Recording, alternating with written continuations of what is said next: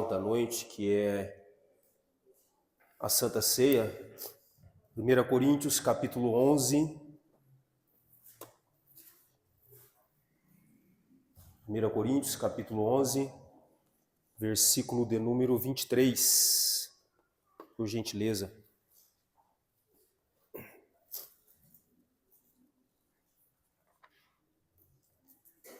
Quero agradecer a Deus pela vida dos irmãos, pela vida do pastor Adeildo, muito obrigado, tá? Estive com o pastor Elcio hoje à tarde, me mandou um abraço para o irmão, para o pastor, para toda a igreja. Agradecer a Deus pela vida de cada um dos irmãos, né? Os irmãos já me conhecem, né? A gente precisa ficar, né, falando muita coisa, né? Sempre um prazer estar com os irmãos aqui. A igreja tá bonita, né? Tá gostoso o culto tá, a presença de Deus, ela é real em nosso meio.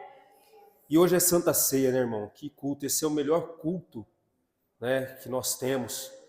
De todas as celebrações que nós temos nas nossas igrejas, essa é a celebração máxima, né? Onde nós relembramos o sacrifício do nosso Senhor e Salvador Jesus Cristo. Todos acharam? Diz assim, 1 Coríntios, capítulo 11, versículo 23, diz assim: porque eu recebi do Senhor o que também vos ensinei, que o Senhor Jesus, na noite em que foi traído, tomou o pão, e tendo dado graças, ele o partiu e disse: tomai, comei, isso é meu corpo que é partido por vós. Fazei isso em memória de mim.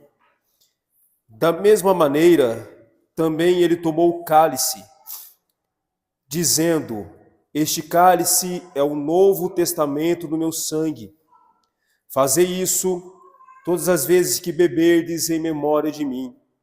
Porque todas as vezes que comerdes esse pão e beberdes esse cálice, anunciais a morte do Senhor até que ele venha. Amém? Pode tomar seu assento, por gentileza. Como eu estava dizendo, esta é a maior celebração da igreja, que é rememorar o sacrifício do nosso Senhor e Salvador Jesus Cristo. Eu costumo pensar comigo que se nós tivéssemos o mesmo entusiasmo para celebrar a ceia que temos quando realizamos um congresso, uma festividade de algum grupo, se nós tivéssemos o mesmo entusiasmo pela ceia todos os meses, todas as nossas celebrações de ceia seriam diferentes. Porque essa é a nossa festa máxima, né? Esse é o momento aonde não só rememoramos a morte de Cristo, mas é uma celebração ao amor sacrificial de Cristo. É uma celebração que celebra a realidade da obra redentora do nosso Senhor e Salvador Jesus Cristo. Nós não estamos aqui somente para lembrar, nós estamos aqui porque essa é uma festa em homenagem àquele que morreu por nós e que está vivo. Nós celebramos a ceia como um símbolo, né? O pão, como todos nós sabemos, simboliza o corpo de Cristo após orado, e o cálice simboliza o sangue. Diferentemente de algumas igrejas que acreditam que após orado, o pão e o cálice se transformam no corpo e se transformam no sangue, isso não é verdade. É somente um símbolo. Há algumas igrejas que acreditam que cada vez que celebramos a ceia, Cristo morre novamente. Mas isso também não é verdade. Porque o sacrifício de Cristo foi feito uma só vez, por todos nós. Ele não precisa morrer de novo, aleluia. Ele já morreu, já ressuscitou, aleluia. E a prova de que ele está vivo está aqui nessa noite. É que nós estamos reunidos. Ninguém se reúne para celebrar a morte de alguém que não voltou, que não ressuscitou. O máximo que se faz é se assentar em uma mesa, lembrar algumas histórias de alguém que morreu, de alguém que se foi, lembrar de alguém que se alegrava conosco, que sentava conosco com o almoço de domingo, mas que já não faz mais parte da nossa vida, que não está mais presente. Mas ninguém faz uma festa para celebrar a vida de alguém que se foi. Mas nós, todos os meses, todos os dias, aleluia, nos reunimos para celebrar a morte, sim, de alguém que morreu, mas que não permaneceu morto. Ao terceiro dia, ele ressuscitou, aleluia. Senão não faria sentido estarmos reunidos celebrando alguém que não retornou, que não ressuscitou, não faria sentido.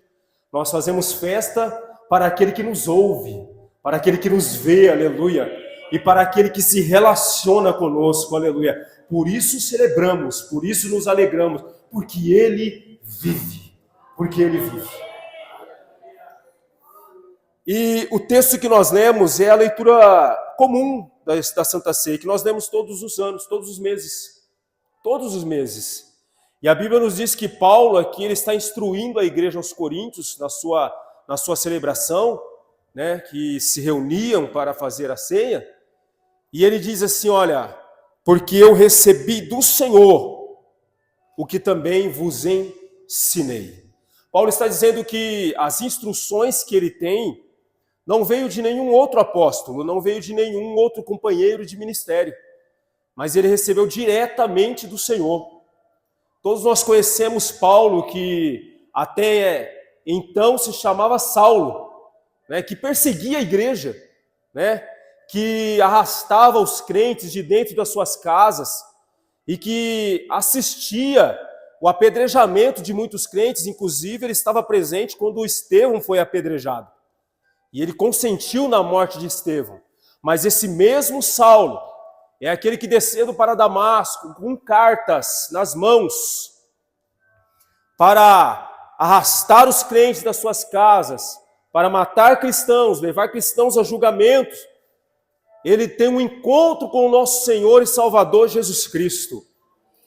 E naquele dia, Paulo ou Saulo, quando ele vê aquele clarão na frente dele, que ele ouve aquela voz, ele cai da sua jumenta, e o Senhor fala para ele, Saulo, Saulo, por que tu pelejas contra mim? Duro é para ti, Paulo, lutar contra os meus aguilhões, recalcitar contra os meus aguilhões. Não adianta, Paulo, você continuar me enfrentando. Eu tenho uma obra muito grande na tua vida. E a Bíblia nos diz que dali em diante, esse Saulo passa a dedicar a sua vida ao Senhor Jesus Cristo e às igrejas de Cristo. Saulo, ele é um exemplo de homem que entrega, que derrama a sua vida, o teu corpo, o teu ser, para o elevo e para a edificação da igreja e do corpo de Cristo. E aqui ele está dizendo, eu recebi do Senhor. Esse Paulo que teve uma visão do Senhor, esse Paulo que foi levado, arrebatado até o terceiro céu, e ele ainda disse, eu conheci um homem, né, que no corpo ou no espírito, não sei, foi levado até o terceiro céu, e viu coisas que não foi permitido dizer. Esse Paulo tem um encontro com o Senhor, e o Senhor revela a ele como celebrar a ceia. E ele diz assim, esse Senhor que me ensinou, que me entregou isso, ele disse assim, que na noite em que foi traído, ou seja, Paulo recebe de Deus uma revelação, ou de Jesus uma revelação, da noite em que Jesus foi traído, que foi a noite em que Jesus se reuniu com seus discípulos para celebrar a última Páscoa. E durante essa Páscoa o Senhor estabelece, ou ele inaugura a ceia do Senhor. Você encontra esse texto lá em Mateus 26, em Marcos 14, Lucas 22 e João 13. João 13 não dá muitos detalhes, mas é a respeito também da ceia. A palavra nos diz nesses textos que Jesus chama os seus discípulos e ele diz assim, olha, a Páscoa é daqui a 2 dias e o Filho do Homem há de ser entregue para ser morto. E a Bíblia nos relata que Jesus entra em Betânia, entra na casa de um Simão leproso, diz a palavra. E aí Jesus é ungido naquela ocasião por uma mulher que traz um vaso de alabastro com um unguento caríssimo. e ela unge Jesus. Alguém até, entre eles, repreende aquela mulher dizendo: ora, por que desperdiçar um valor tão grande nesse perfume, jogando esse perfume assim? Mas aquela pessoa não entendia o que estava acontecendo.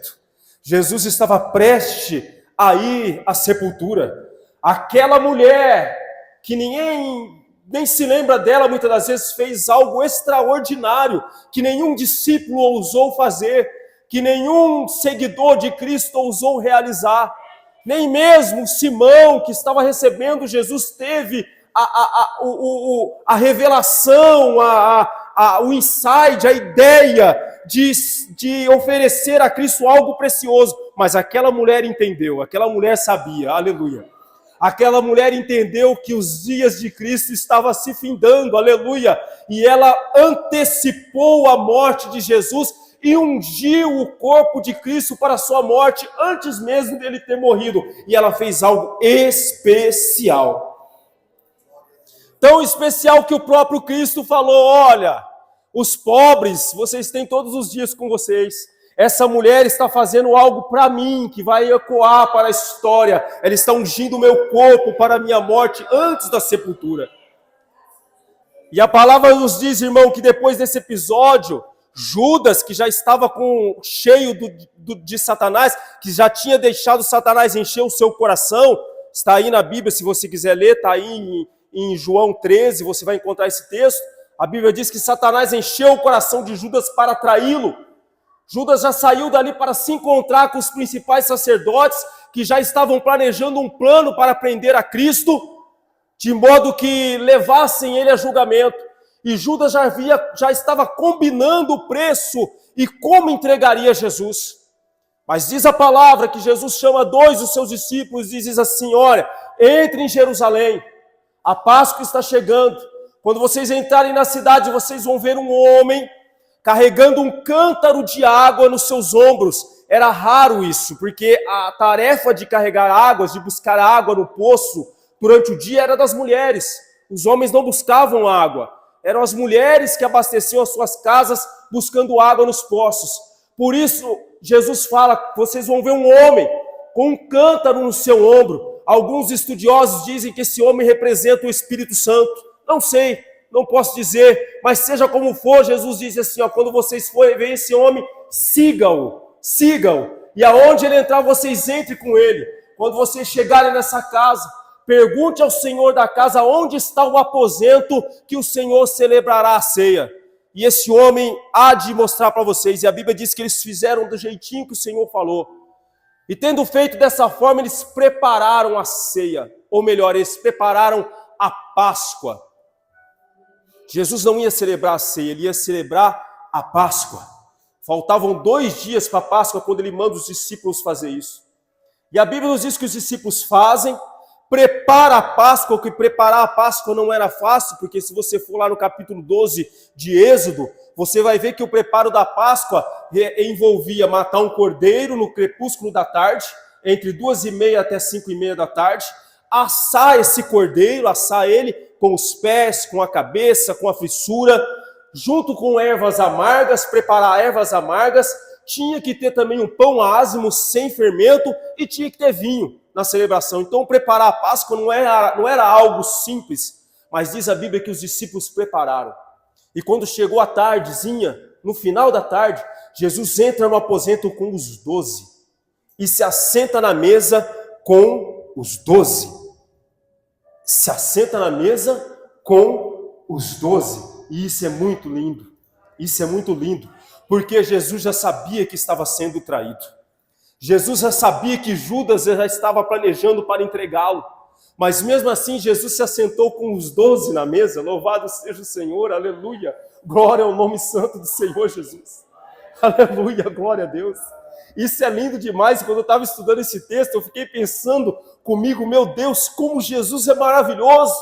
Porque se fosse eu e eu soubesse que houvesse um traidor dentro da minha casa, querendo sentar na minha mesa, eu colocaria ele para fora na mesma hora e dizia: traidor, traidor, traidor, sai daqui. Não, a Bíblia diz que Jesus sentou na mesa com os 12. Aleluia, glória ao nome santo do Senhor.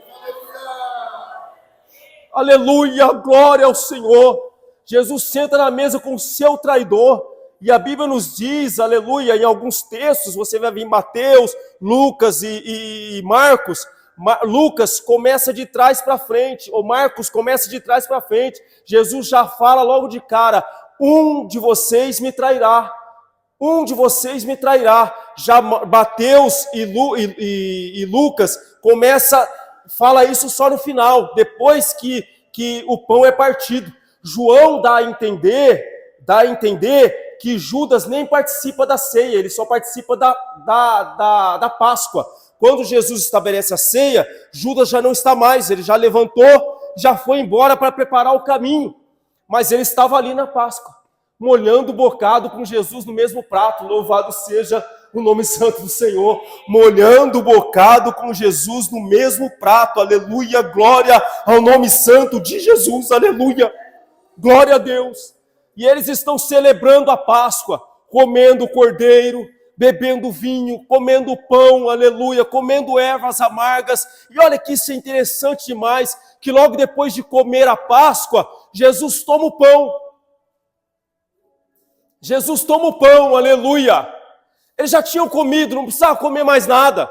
Mas Jesus toma o pão, ergue o pão e diz assim, olha, reparte o pão, dá aos seus discípulos e diz, comei dele todos vocês, este é o meu corpo que é partido por vós, aleluia.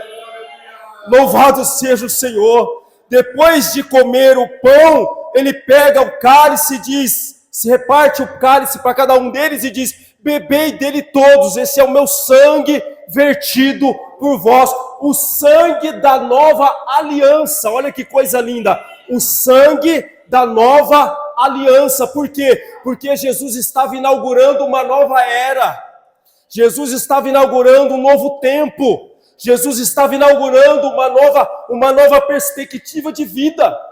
Entenda comigo, vamos voltar um pouquinho, lá no capítulo 12 de Gênesis, quando Deus visita Moisés e diz, Moisés, diga ao povo, para cada família, no 10º dia do mês de Nissan, cada família, separe um cordeiro, sem ruga, sem mácula, sem defeito.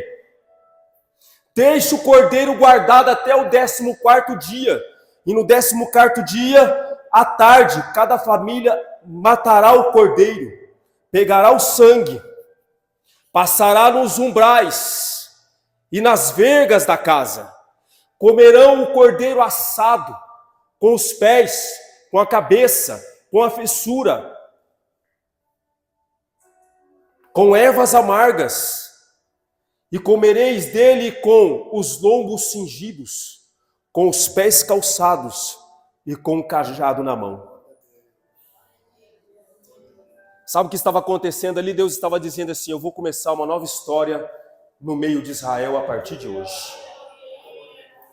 Deus estava dizendo assim, a partir de hoje eu vou mudar o cativeiro de Israel. Aleluia.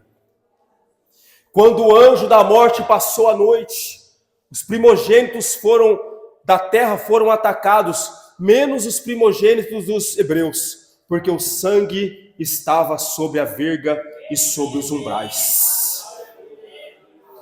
A Páscoa representava para Israel a libertação do Egito, e representa até hoje. Daquele dia em diante, todos os anos, Israel celebrava a Páscoa matando o cordeiro, relembrando a libertação do Egito. Jesus, quando ele levanta o pão no meio da Páscoa, e quando ele pega o cálice, entrega aos seus discípulos, dizendo, este pão é o meu corpo que é partido por vós, e esse cálice é o meu sangue, o sangue da nova aliança. Ele está dizendo, a Páscoa acaba hoje. Aleluia! Aleluia! Oh, glória! Alguém poderia pensar assim, por que ele não pegou uma carne do cordeiro e disse, essa aqui é minha carne que é partida por vós, comei dela todas? Não, ele estava levantando um novo tempo, começando uma nova era. O cordeiro não ia precisar mais ser morto. Por quê? Porque ele, o cordeiro de Deus que desceu do céu, aleluia, seria morto no outro dia. Aleluia, glória ao nome santo do Senhor. Jesus Cristo é a nossa Páscoa. Aleluia.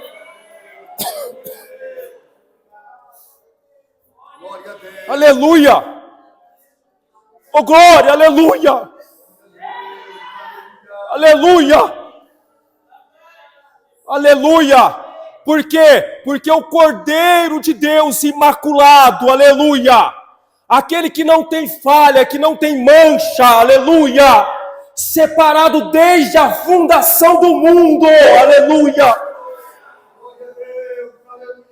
Ele sabia, ele disse assim, olha, o Filho do Homem vai ser entregue, louvado seja o nome santo do Senhor. Jesus sabia que ele era o verdadeiro Cordeiro Pascal, aleluia, e ele seria morto no outro dia, aleluia. E ele levanta o pão, e aqui a Santa Ceia, ele está dizendo, olha, fazei isso em memória de mim. Em memória de mim, para celebrar tudo aquilo que eu fiz, tudo aquilo que eu faço, tudo aquilo que eu estou fazendo e tudo aquilo que eu vou fazer. Ele está dizendo assim, olha, porque todas as vezes que comerdes esse pão e beberdes esse cálice, anunciais a morte do Senhor até que ele venha. Até que ele venha. Jesus estava dizendo aos seus discípulos, olha, eu vou amanhã subir o Calvário.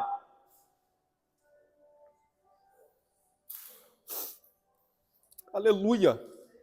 E a Bíblia diz que naquela mesma noite, assim que eles acabaram de cear, eles cantaram um hino, atravessaram o ribeiro e entraram no Getsêmani. Naquela mesma noite, Jesus orou intensamente naquela noite. Intensamente, porque as angústias da morte já tinham se apoderado dele. Mas Jesus tinha um propósito.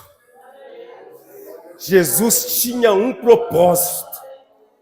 Aleluia, glória ao nome santo do Senhor. Jesus tinha um plano, um propósito que estava definido desde a fundação do mundo, aleluia. E Jesus não ia recuar, aleluia. Ele chegou a orar intensamente, a dizer, Pai, se for da tua vontade, se possível, passa de mim esse cálice. Contudo, Senhor, essa é a minha vontade, mas a minha vontade não vale nada, o que vale é a tua. Eu estou aqui para cumprir a tua vontade, aleluia, glória ao nome santo do Senhor. É para isso que eu vim, Jesus disse, foi para isso que eu estou aqui, para morrer pela humanidade, aleluia, por todos os seres humanos. E Jesus foi para a cruz. Naquela mesma noite, uma multidão ensandecida entrou no jardim, com paus e pedras, para pegar Jesus. Jesus olha para eles e falou, eu estive convosco todos os dias. E vocês não colocaram a mão sobre mim, agora vocês vêm aqui com paus e pedras para me pegar? Todos os dias eu estive no meio de vocês. Mas entraram e arrastaram Jesus Cristo. E a história vocês sabem. Se eu for contar aqui, eu vou ficar aqui por mais de 1 hora falando, porque não tem palavras para expressar o que Cristo passou, o sofrimento de Cristo para que você estivesse sentado aí neste lugar, para que você estivesse aí adorando ao nome santo dele, aleluia, glória ao nome santo do Senhor, aleluia, e participar da Santa Ceia é lembrar dessa morte, é lembrar desse sofrimento. Cada vez que eu e você pegamos o pão e comemos o pão e tomamos o cálice do Senhor, o suco da vide, aleluia, nós rememoramos, louvado seja o Senhor, cada chibatada, cada açoite, cada cusparada, a cruz, aleluia, cada marretada que foi dada para pregá-lo na cruz, a lança que o traspassou de um lado no outro. Cada vez que celebramos a ceia, nós estamos dizendo: Ele morreu, Ele morreu, Ele morreu, Ele morreu, Ele morreu, Ele morreu. Ele morreu. E o motivo é um só. É um só, ele não era um malfeitor. Jesus não era um ladrão. Jesus não era um assassino para morrer. Jesus não cometeu nenhum crime hediondo. O único crime que Jesus cometeu foi amar. O único crime que Jesus cometeu foi amar, aleluia. Foi amar a minha, a sua vida, a nossa vida, aleluia. O único crime que Jesus cometeu, aleluia, foi denunciar uma religião legalista, que não amava, que não podia oferecer nada aos seres humanos. O único crime que Jesus cometeu foi dar vista ao cego, foi libertar os cativos de Satanás, foi levantar homens, aleluia, que estavam presos, aleluia, na sua imobilidade. O único crime que Jesus cometeu foi dar a audição aos surdos, foi ressuscitar mortos, aleluia. O único crime que Jesus cometeu foi alimentar uma multidão, louvado seja o Senhor. O único crime que Jesus cometeu foi amar. Foi amar. Aleluia. Oh glória.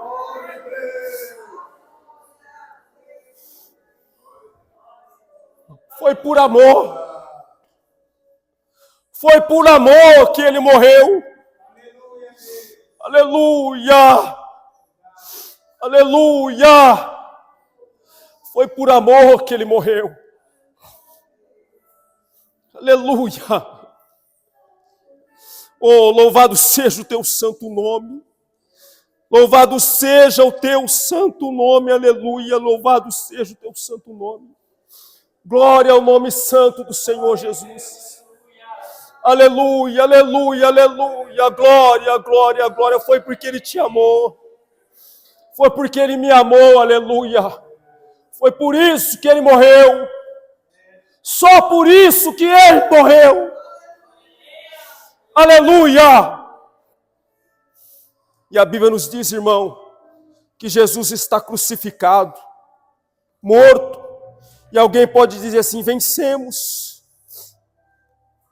Vencemos, ele já morreu, mas a Bíblia nos diz, irmão, que 2 homens pedem o corpo de Cristo, José de Arimateia e Nicodemos, e a Bíblia nos diz que eles preparam o corpo do Senhor e colocam ele em um sepulcro da família de José de Arimateia, uma família abastada. Jesus não era, por morrer na cruz, não merecia nem sepulcro. Só para você entender, nenhum morto de cruz merecia sepulcro. Quando morria-se na cruz, era jogado no deserto como indigente, ou era jogado em um vale que havia em Jerusalém, que era um lixão, para morrer lá, para os abutres comer a sua carne, ou era queimado. Era indigente, queimado. Nenhum homem queria se associar a morto de cruz. Por que você acha que os discípulos fugiram, a maioria? Porque ninguém queria ser amigo de quem morria na cruz. Ninguém queria. A ideia da morte da cruz era riscar da face da terra o nome e o legado de quem morria na cruz. Era para ele ficar envergonhado para o resto da vida. Se alguém lembrasse dele, falaria assim: olha, aquele é um anátema, morreu de cruz. Não fale o nome, não poderia pronunciar o nome de um homem que morreu na cruz, mas o nome de Jesus.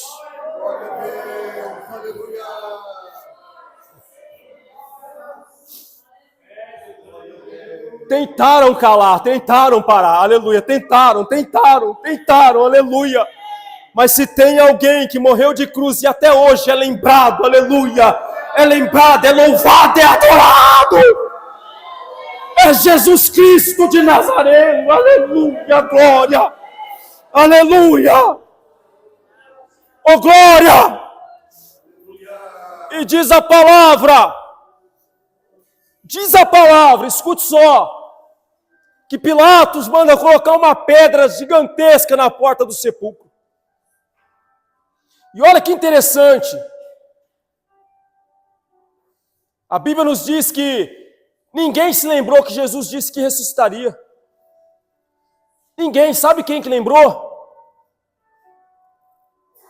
Os principais sacerdotes e os fariseus. Eles lembraram. E foram lá em Pilatos falar assim, olha, esse homem andou dizendo que ia ressuscitar. Além de colocar uma pedra e selar a pedra com o teu anel, coloca guardas lá na porta.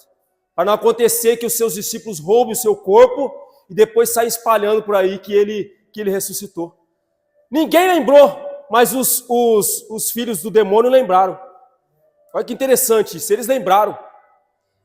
Maria Madalena e as mulheres, como foi lido aqui, pegou especiarias para preparar, para embalsamar, ou fazer alguma coisa com o corpo de Cristo, e foi lá para a porta do sepulcro no domingo de manhã. Tudo errado, né, irmão? Jesus disse, eu vou ressuscitar. Eu vou morrer, mas eu vou ressuscitar. Ele disse. Ele tinha dito várias vezes para os discípulos, para as mulheres que andavam com ele. Todos eles ouviram Jesus falar que ressuscitaria. Mas em vez de elas pegarem um tamborim, sei lá, um violão, alguma coisa para ir lá para frente do sepulcro, esperar ele ressuscitar, para fazer um culto, não, elas pegaram especiarias para preparar o corpo de alguém morto.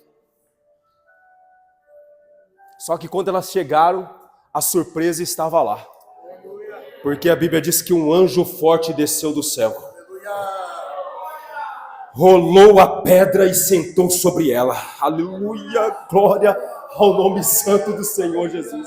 Sabe por quê? Porque nem a morte,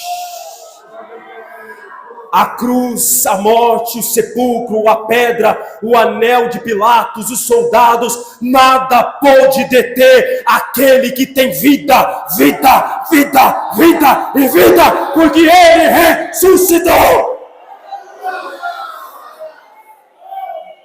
Ele ressuscitou, aleluia. A pedra rolou. Quando Maria chega, o sepulcro está escancarado, e ela desesperada, cadê o meu Senhor? Roubaram o corpo do meu Senhor. Pergunta para um, pergunta para outro, e o anjo está lá dizendo, Maria, por que tu procuras o vivente dentre os mortos? Ele não está mais aqui, Maria, ele ressuscitou, ele ressuscitou, ele ressuscitou.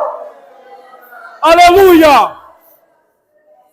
E quando você celebra a ceia, você está dizendo, ele morreu sim, morreu. Morreu pelos meus pecados. Morreu para me dar vida. Morreu para me salvar. Morreu para me levantar. Morreu para me libertar. Morreu para me curar. Morreu por mim. Mas tem uma coisa além de morrer. Ele ressuscitou. Ele ressuscitou, aleluia. Ele morreu para me salvar, para me dar vida, para me perdoar. E ressuscitou me dizendo e garantindo para mim, assim como eu vivo, você também viverá, viverá, viverá, viverá. Ele está vivo. E quando você celebra a ceia, você diz, ele morreu, ressuscitou e vai voltar para buscar a tua igreja. Entenda isso. Ele disse, eu vou voltar. Não se turbe o vosso coração. Credes em Deus, crede também em mim. Na casa de meu pai há muitas moradas, se não fosse assim, eu não vou, teria dito, mas eu vou para lá. Vou preparar lugar, e quando eu preparar lugar, tiver tudo prontinho, virei até vós outra vez, aleluia. Para quê? Para levá-los comigo, porque onde eu estiver, eu quero que vocês estejam também, aleluia. Ele vai voltar. Ele vai voltar. Ele vai voltar. A Bíblia diz que mais um pouquinho de tempo, aquele que há de vir, virá, irmão, não se preocupe, ele está voltando. Aguenta só mais um pouquinho, aleluia, não desista. Não desista, não pare, Ele está voltando. Segura as pontas aí. Não volte atrás, aleluia. Segura as pontas aí, aleluia. A Bíblia diz em capítulo 15 de 1 Coríntios que no momento, no abrir e fechar de olhos, aleluia, a trombeta soará, aleluia, e os mortos ressuscitarão primeiro, louvado seja o Senhor, e nós, os que estivermos vivos, aleluia, seremos arrebatados, aleluia, e seremos transformados, louvado seja o nome santo do Senhor. Ele está voltando, segura só mais um pouquinho, Ele está voltando.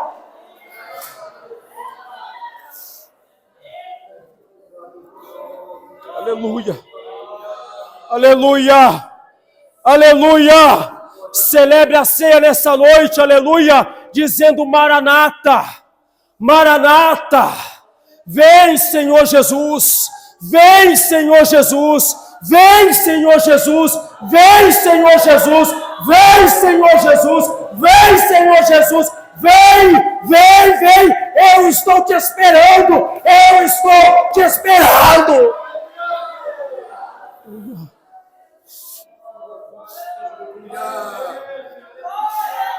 Glória a Deus.